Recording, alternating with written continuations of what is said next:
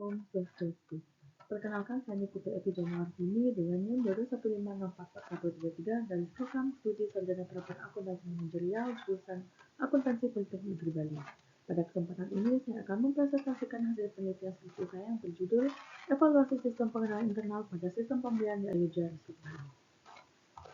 Kita langsung masuk saja ke bagian latar belakang, di mana industri perhotelan memiliki aktivitas pembelian dengan frekuensi yang tinggi sehingga diperlukan sistem pengenalan internal yang efektif. Berdasarkan hasil observasi saya PKL di Ayuja Bali, masih ditemukan ketidaksesuaian jumlah barang yang diterima dari supplier dengan purchase order.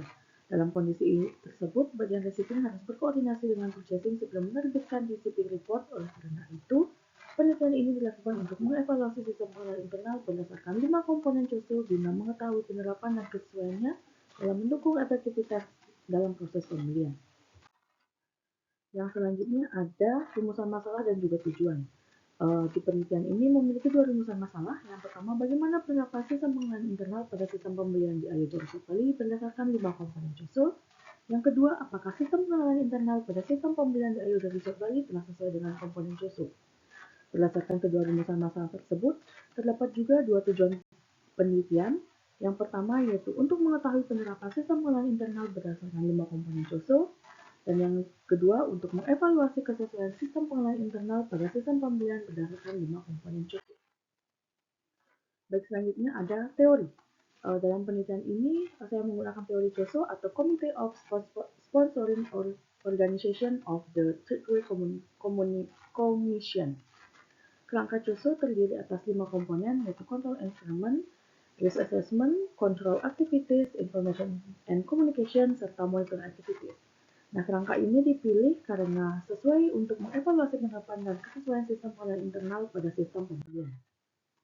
Yang selanjutnya itu ada metode penelitian. Dalam penelitian ini, saya menggunakan metode kualitatif dengan pendekatan studi kasus. Adapun data yang digunakan itu data primer yang diperoleh melalui wawancara dengan bagian purchasing, receiving, dan juga cost control, serta data sekunder yang berupa dokumen purchase requisition, purchase order, recipe report, dan invoice. Nah, untuk teknik pengumpulan datanya dilakukan melalui observasi, wawancara, dan juga dokumentasi. Selanjutnya ada hasil analisis data. Hasil analisis data menunjukkan bahwa pada control environment telah terdapat SOP, pembagian tugas, serta otoritas pembelian.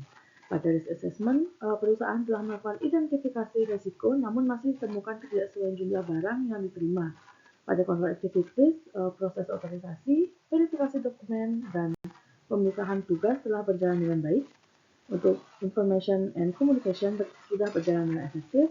Dan untuk monitoring aktivitas telah dilakukan secara berkala namun masih perlu ditingkatkan. Yang selanjutnya ada temuan penelitian.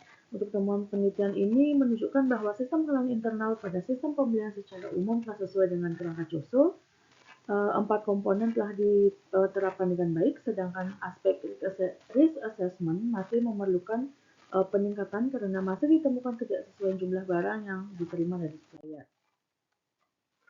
Yang selanjutnya ada implikasi penelitian. Penelitian ini menunjukkan bahwa penerapan sistem pengenalan internal mampu mendukung efektivitas proses pembelian dari sisi teoritis. Penelitian ini dapat menambah referensi penerapan COSO pada industri perhotelan, dan dari sisi praktis hasil penelitian ini dapat menjadi bahan evaluasi bagi Ayuja Bali untuk meningkatkan efektivitas pengenalan internal. Yang selanjutnya ada kesimpulan dan saran. Berdasarkan hasil penelitian, dapat disimpulkan bahwa sistem pengenalan internal pada sistem pembelian di Ayuja Bali telah sesuai dengan 5 komponen COSO, namun masih diperlukan peningkatan pada aspek risk assessment dan monitoring activities. Sebagai saran, perusahaan diharapkan dapat meningkatkan evaluasi risiko, monitoring, serta koordinasi antar bagian agar efektivitas sistem pengenalan internal semakin optimal.